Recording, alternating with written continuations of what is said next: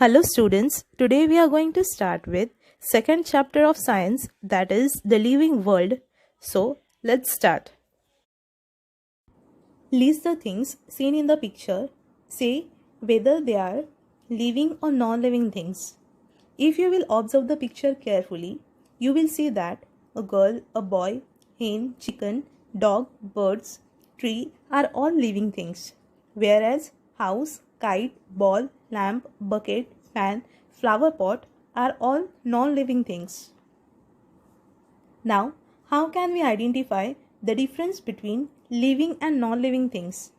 There are many kinds of plants and animals around us.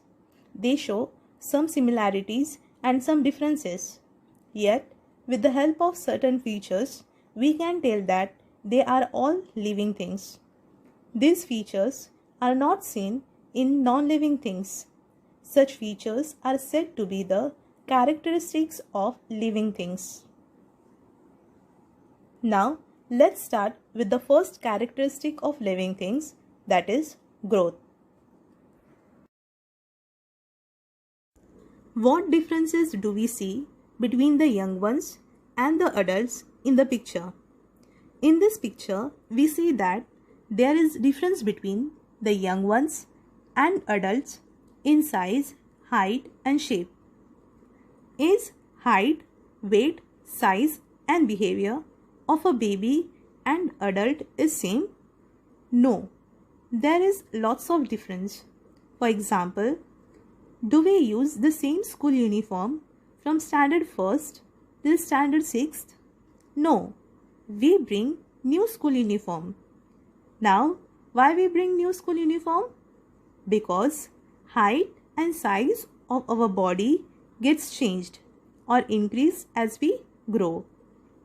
A baby grows up to become an adult person, woman or man. During the period of its growth, the baby gains in height, weight and strength. Lots of changes takes place in human body. In the same manner, all animals grow into adults in a certain period. Generally, humans require 18 to 21 years for this growth. Now, we will find out how long it takes for the young ones of hens, cows and dogs to grow into adults. Hens require 6 months, cows require 2 years and dogs require 2 to 3 years to grow into adult. Now, let's see one activity. Tie a thread to the tip of a potted sapling. Sapling means a small plant. Keep the thread stretched and tie to a peg or nail above the plant. What do you observe after 10 to 15 days? What tells us that the plant has grown taller? After 10 to 15 days, we observe that the plant has grown. There is increased in height of the plant and the thread has become loosened. From this activity, we can say that the growth takes place in plant too. In all plants, it is mainly the width and the height of the stem that grows. As they grow, some plants develop branches while others do not. Though all living things grow, animals grow only for a certain period. Plants, on the other hand, grows as long as they live. The growth of living things occur from within the body, which means that growth occurs in all parts of the body. What differences do you see in the growth of trees like the mango, banyan and peepal and that of the bamboo, coconut and toddy palms? Trees like mango, banyan and peepal have lots of branches and leaves. They have a thick and wide trunk which is short. Trees like bamboo, coconut, and toddy palm have few leaves and they are found only at the top of the trunk. The trunk of the tree is tall and comparatively thin.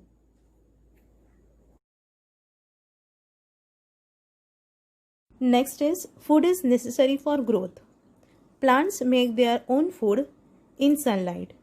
Plants produce food from water, nutrients in the soil, and the carbon dioxide present in the air. This process, that is, process of producing food, takes place in the leaves of plants. It is brought about in the presence of sunlight with the help of the chlorophyll in the leaves. Now, chlorophyll is the substance present in plant due to which plant appear green in color. Without sunlight, plants cannot prepare their food. This process of food production is called photosynthesis. Again, I will repeat, what is photosynthesis? In simple words, photosynthesis is the process of producing food in plants with the help of water, nutrients in the soil, carbon dioxide and sunlight. During this process, plants give out oxygen. Animals, however, do not have chlorophyll. They do not produce their own food. They search for food. Animals such as goats, sheep, horses eat grass, while wild animals such as tiger and lion meet their need for food by hunting other animals which live on plants. For growth, we require nutrients in our body. We get nutrients from the food that we eat. If we will not have proper food, then we will not get required nutrients. Hence, growth will not take place in our body.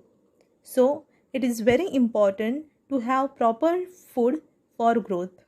So, the intake of food and the resultant growth is an important characteristic of living things. Next characteristic is respiration. Hold your hand in front of your nose or keep your hand on your chest. What do you feel? We can feel the warm moist air coming out of the nose and the chest moving up and down continuously. We can feel the air coming out is moist. If we observe a sleeping dog, what movement of its belly do we see? We see the belly moving up and down continuously and rhythmically. Living things need oxygen in order to live. Inhaling oxygen means breathing in oxygen and exhaling the carbon dioxide. Exhaling means breathing out carbon dioxide. Carbon dioxide which is formed in the body due to the use of oxygen is called respiration. That means breathing in oxygen and breathing out carbon dioxide which is formed in the body due to use of oxygen is called respiration. Animals such as fish, snake, mouse, etc. have specific organs for respiration. On the other hand, plants respire by means of microscopic pores, that is, very small, tiny pores on their stems and leaves. Hence, respiration is one of the important characteristics of living things. Next is excretion. Is all the food we eat used by the body? No. Non-essential and undigested food is thrown out of the body in the form of waste. What is the unused part of food converted into? The unused part of food is converted into excreta. Now, what is excreta and excretion? Waste substances are formed during the many processes that takes place in the bodies of animals. These are called excreta, and the process of eliminating them from the body, means expelling them from the body, is called excretion. Animals have specific organs for excretion. Plants do excrete. For example, Some plants shed leaves in a specific season. Waste substances stored in the leaves of plants are shed along with the leaves. That means the leaves with the waste substances fall off from the tree. Take a transparent plastic bag, tie it over a leaf of a plant as shown in the picture. Observe it after 6 to 7 hours. What do you see? Droplets of water collect on the inside of the bag. Those water droplets are nothing but excreta of the plant. It means that plants excrete water in the form of vapor.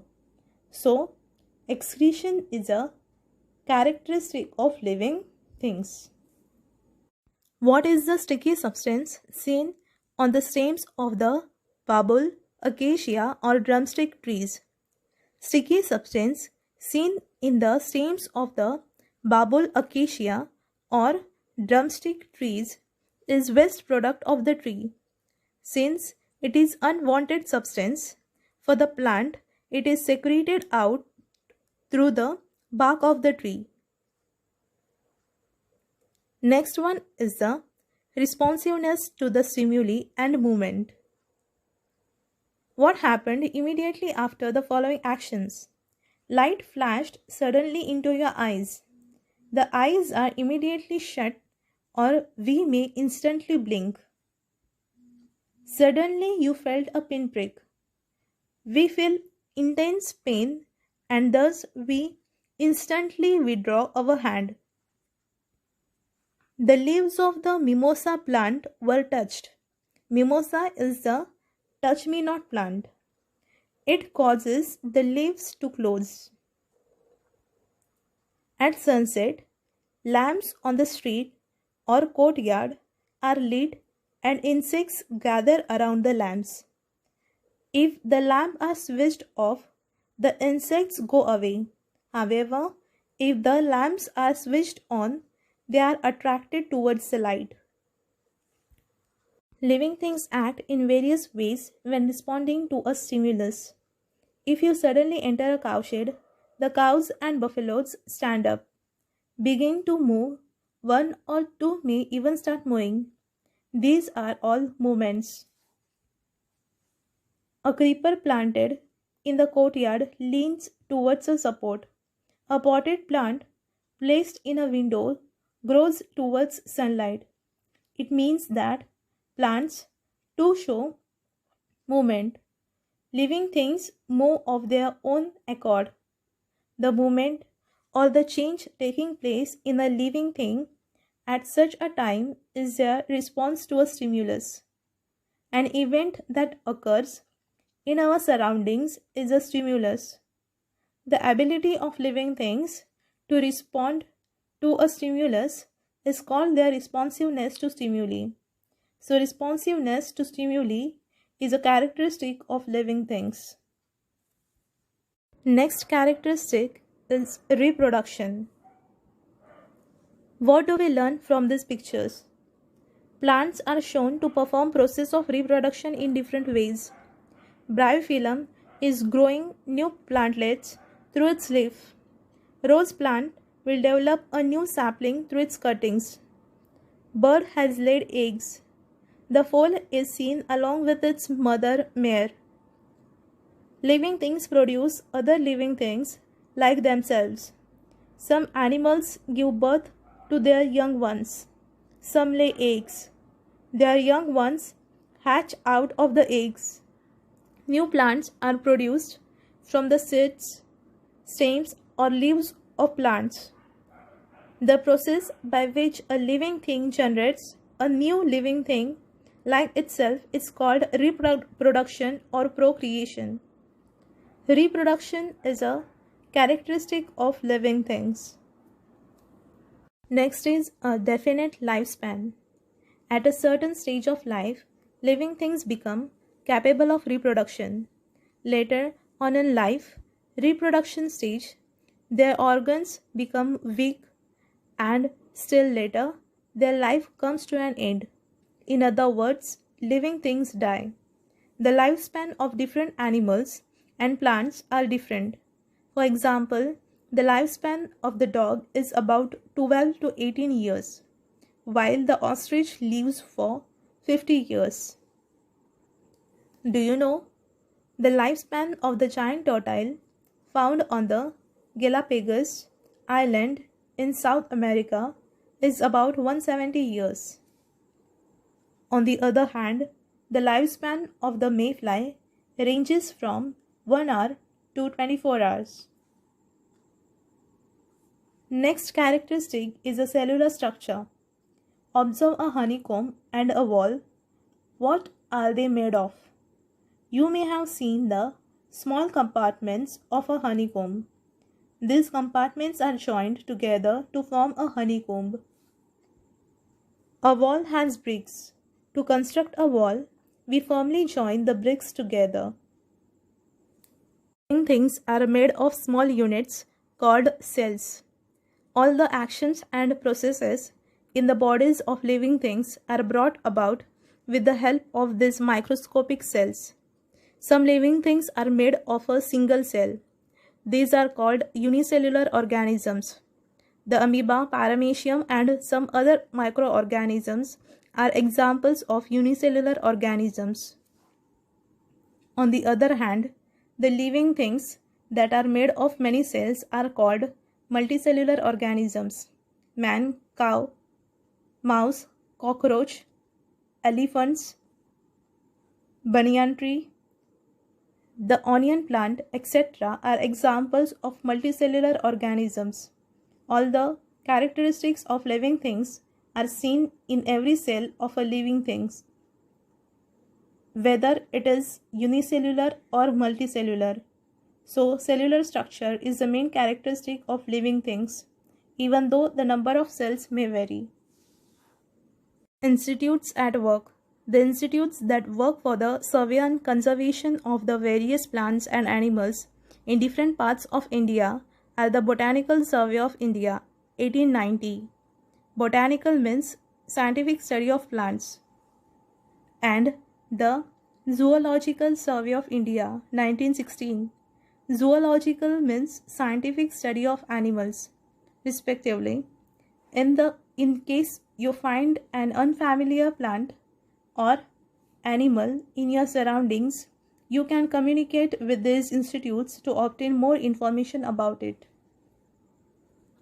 Now, in what way are plants and animals useful to us? Plants gives us oxygen, provide food, firewood, medicine, wood, oil, dye, rubber. Animals provides dairy products, meat, oil, protection, etc. Humans have evolved this far because of plants and animals. Useful living things. Plants are used for household as well as industrial purposes.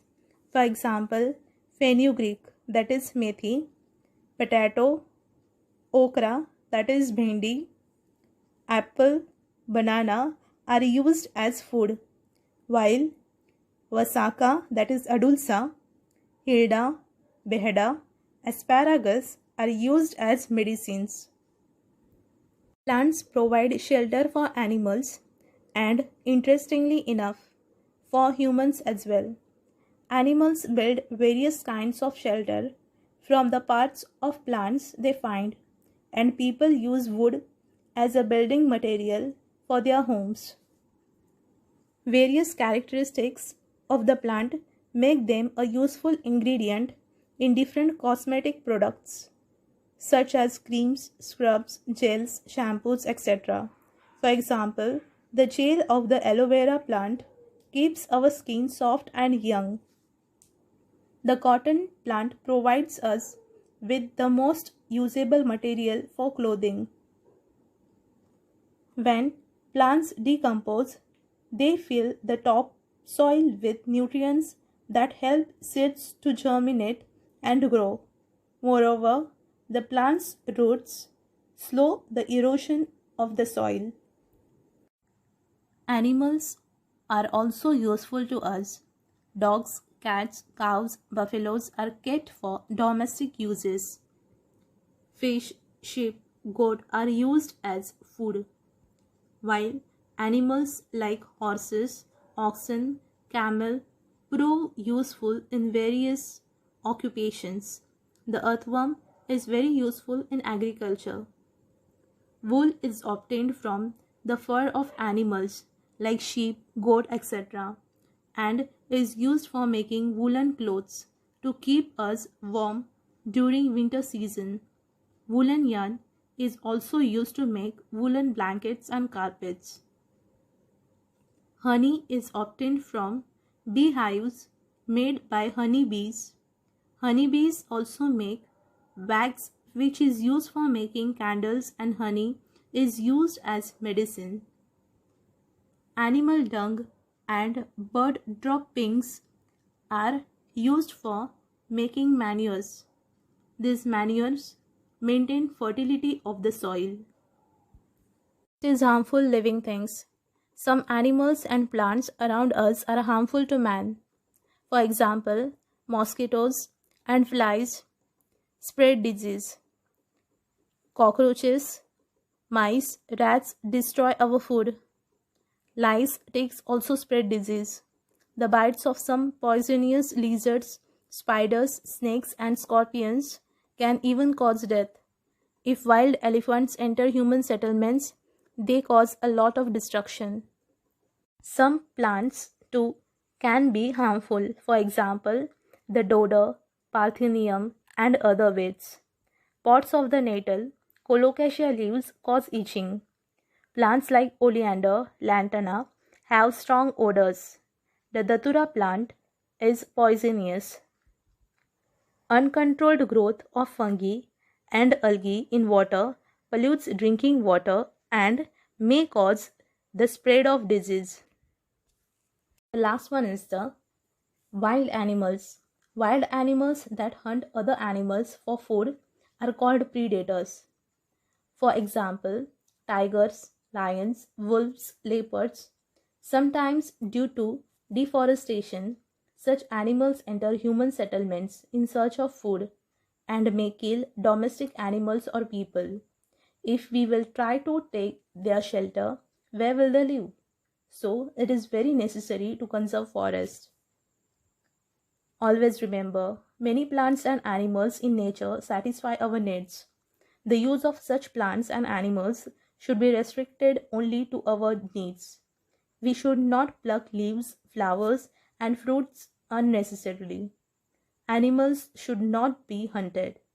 They should not be teased just for fun. It is the responsibility and duty of all of us to protect plants and animals. Students, we have completed our second chapter. Soon we will meet with third chapter. Thank you for watching this video. Stay home, stay safe.